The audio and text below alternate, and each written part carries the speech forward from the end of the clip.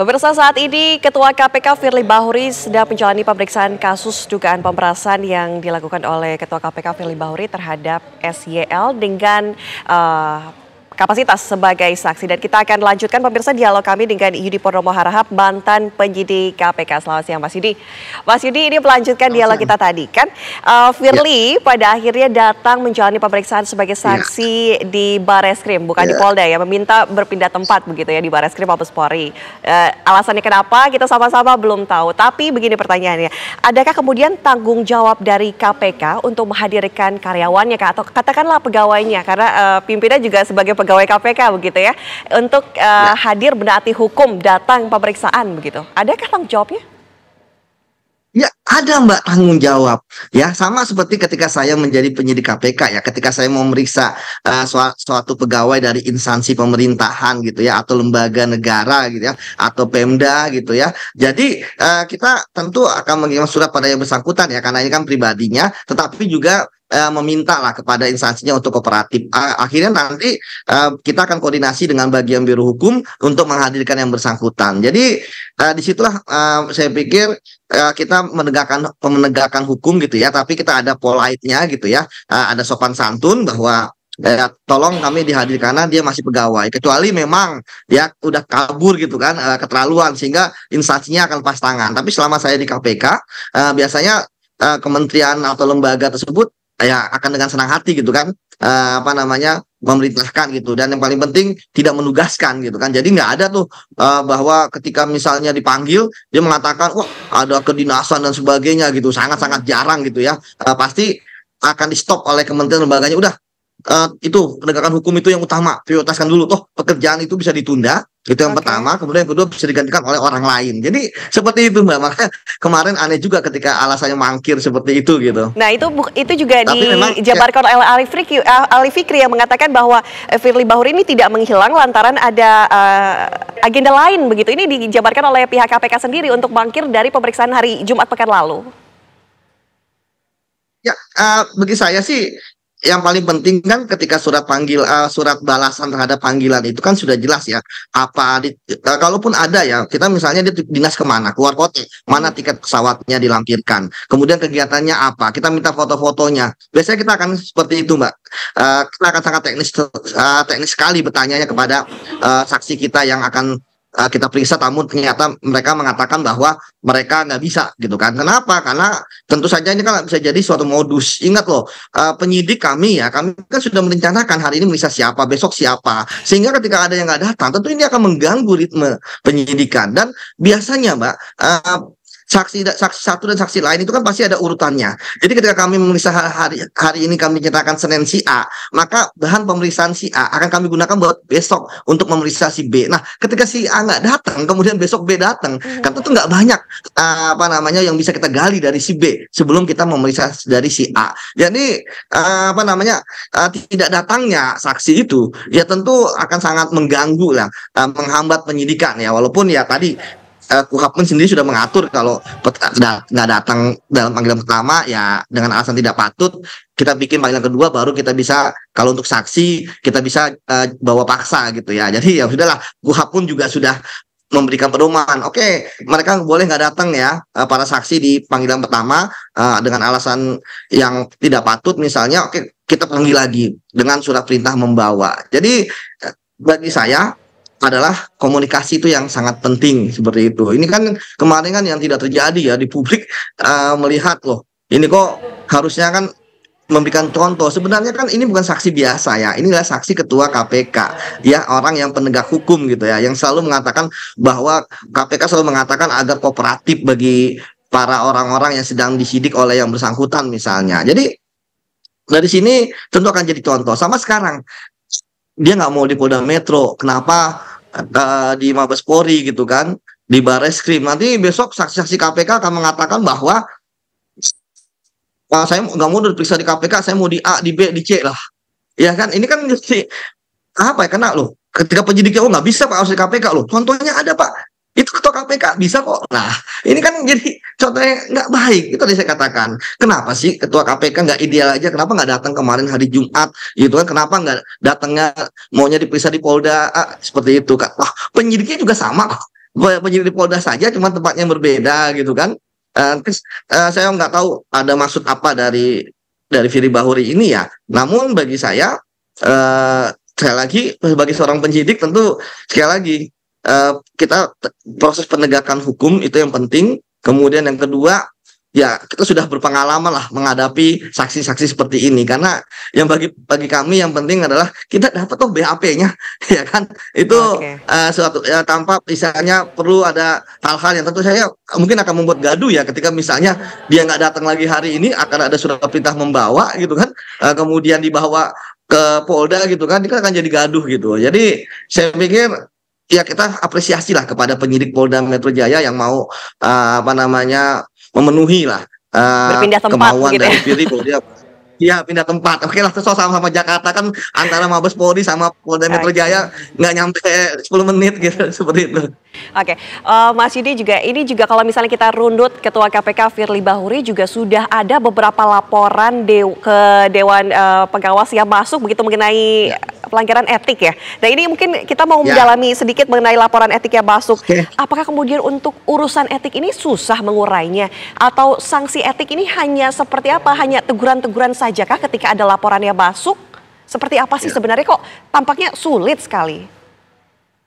Ya, memang kalau misalnya mau dipersulit ya sulit gitu ya. Tapi kalau mau dipermudah ya bisa dipermudah. Karena apa? Karena etik ini kan sebenarnya adalah patut dan tidak patut. Itu yang pertama. Ya kan? Kemudian yang kedua, ya, dia tidak sampai bisa mempunyai upaya paksa seperti penyidikan. Bukan pro justisia. Jadi seharusnya simple ya, bahwa ketika misalnya ada pimpinan KPK bertemu dengan orang yang terlibat perkara, udah di situ aja, nggak harus membuktikan. Wah, ketika bertemu yang diomongin adalah A, B, C. Ketika bertemu ada penyerahan uang misalnya, nggak perlu gitu kan. Bertemu atau tidak bertemu saja, langsung baik dan tidak langsung itu sudah bisa kena gitu. Jadi ini yang menarik. Kemudian yang kedua, hukumannya pun juga kalau bagi pegawai KPK sama pimpinan KPK, kalau dalam peraturan Dewas itu kan berbeda. Per Dewas itu ya, kalau untuk pimpinan KPK seberat-beratnya sanksi diminta untuk mengundurkan diri lah. Kalau nggak mau gimana? Jadi saya sendiri ketika kemarin dikatakan Dewas sedang melakukan investigasi terkait dengan perkara ini, saya pikir ya sebaiknya Dewas stop dulu lah gitu kan, biarkan saja lah pidananya. Atau kalau sudah pidana pun Dewas sudah tinggal enak gitu kan, tinggal dalam tanda kutip melakukan mirroring aja apa yang dilakukan oleh Polda Metro gitu. Jangan sampai nanti tiba-tiba di Dewas nyata tidak bersalah, kan nanti akan bentrok lagi. Ingat dulu waktu kasus di pembocoran, Dewas sudah mengatakan tidak ada ini, sehingga ya akhirnya kita lihat di kepolisian pun juga masih proses ya. Artinya mereka kalau misalnya seperti itu kan, Dewas seperti sudah mengatakan bahwa di kami ini nggak ada etik loh. Akhirnya kan jadi kayak buru-buruan gitu. Ini untuk apa? Ini kan pertanyaannya. Yang benar yang mana begitu ya artinya? Iya, yang benar yang mana? Sekali lagi ini sudah pidana, ranahnya udah lebih tinggi dari etik. Jadi saya pikir Dewas ya udah stop aja dulu gitu kan. Toh nanti akan terlihat kan bagaimana prosesnya di persidangan seperti itu. Oke, Mas Yudi, ini seru sekali perbincangan kita mengenai etik dan juga Dewas KPK ini. Tapi nanti ya Mas Yudi, kita akan sambung lagi dialog kita karena kami harus jeda terlebih dahulu. Saya jeda pemirsa, Breaking News TV One, Bahas akan kembali bersama saya, Ana Telita. Pemirsa, saat ini pemeriksaan kasus dugaan pemerasan yang dilakukan oleh Ketua KPK Firly Bahuri dengan kapasitas sebagai saksi masih dilakukan di Barreskrim Mabes Polri. Untuk membahasnya kita masih bergabung dengan Yudi Purnomo Harahap, mantan penyidik KPK. Mas Yudi masih bersama kami? Oke, Mas Yudi, menyambung dialog kita tadi, ini masih mengenai laporan etik yang mungkin bisa ditujukan kepada khususnya Firly Bahuri ya, ini Ketua KPK. Nah, sebenarnya sanksi apa saja yang kemudian Dewas bisa berikan kepada seseorang ataupun karyawan KPK ketika melanggar kode etik, dan batasan-batasan ini sampai mana ketika tersandung kasus lain yang berurusan dengan pidana? Ya, tentu ada teguran, ada ringan ya, pelanggaran ringan, pelanggaran sedang, pelanggaran berat, dan sanksi-sanksinya tuh ada mulai dari teguran, ya kan, kemudian surat peringatan gitu, dan kemudian kalau untuk pegawai paling berat adalah dipecat. Kemudian kalau bagi pimpinan KPK tadi saya katakan ya hanya disuruh untuk mengundurkan diri. Kemudian juga lingkupnya ringan, sedang, berat itu kan terkait dengan apakah ini terkait dengan unit kerja, terkait dengan KPK-nya, dan terkait dengan tingkat nasionalnya. Jadi itulah sebabnya maka kalaupun misalnya Dewas akhirnya mau bergerak juga terkait dengan dugaan adanya pertemuan ya kan saya lihat kan kalau untuk pidana kan sudah jelas lah ya kalau saya lihat kan ini kan pasti Dewas hanya bergerak untuk bagaimana apakah benar pertemuan antara Firly Bahuri dengan Menteri SDL itu terkait dengan perkara. Nah, itu paling itu saja itu yang pertama. Kemudian yang kedua, ini yang menarik ya bahwa lingkup Dewas ini kan dia hanya di lingkungan KPK.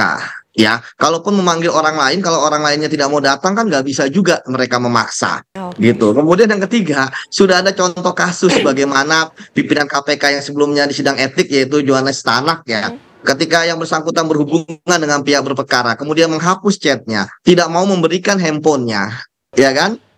Ternyata divonisnya bebas, padahal udah di sidang etik loh. Artinya kan sebenarnya Dewas itu sebenarnya sederhana aja, ketika sudah mengirim WA. Ya kan, mau dihapus, mau isinya apa, sudah berhubungan dengan pihak berperkara. Karena bunyinya sudah jelas kok, baik di aturan di apa namanya kode etik KPK maupun di pidana bahwa berhubungan langsung atau tidak langsung. Jadi itulah yang kemudian menjadi dilema. Memang sebenarnya ketika saya di KPK itu kan prinsip kita etik itu adalah zero tolerance. Siapapun yang melanggar itu harus kena. Kemudian yang kedua, etiknya sangat tinggi. Seperti saya katakan. Ini yang menarik ketika kemarin Firly Bahuri menyampaikan kepada publik bahwa dia tidak pernah bertemu dengan SYL ya di dalam selain dalam ini ya kedinasan ya baik itu rapat kabinet atau apapun gitu yang penting kedinasan artinya dalam tupoksinya tapi kemudian muncul foto yang akhirnya tidak bisa dibantah artinya loh Anda pernah bertemu kok Anda membantah gitu kan pernah bertemu. Nah sekarang begitu fotonya tersebar akhirnya mengatakan iya tapi sekali lagi dengan bantahan bahwa itu nggak ngomongin kasus kemudian yang apa namanya yang datang adalah SEL tapi itulah alibi gitu ya karena yang paling penting sekarang adalah pembuktiannya seperti itu. Jadi saya pikir kalau misal Dewas ini dia punya kelemahan bahwa dia tidak bisa memanggil paksa orang. Kemudian tadi saya katakan orang apa namanya bahkan pimpinan KPK disuruh minta menyerahkan handphonenya saja ya ketika dia tidak mau nggak ada sanksi apapun malah dibebaskan. Ini kan rekam presiden buruk. Kenapa sih handphone adalah alat komunikasi saat ini. Semua tentang orang ada di handphone. Itu sebabnya maka ketika melakukan penyidikan atau melakukan kegiatan apapun, handphone itu sangat penting.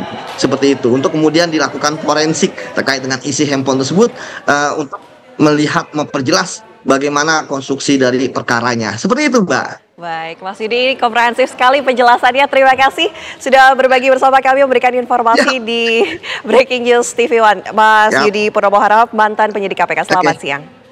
Siap.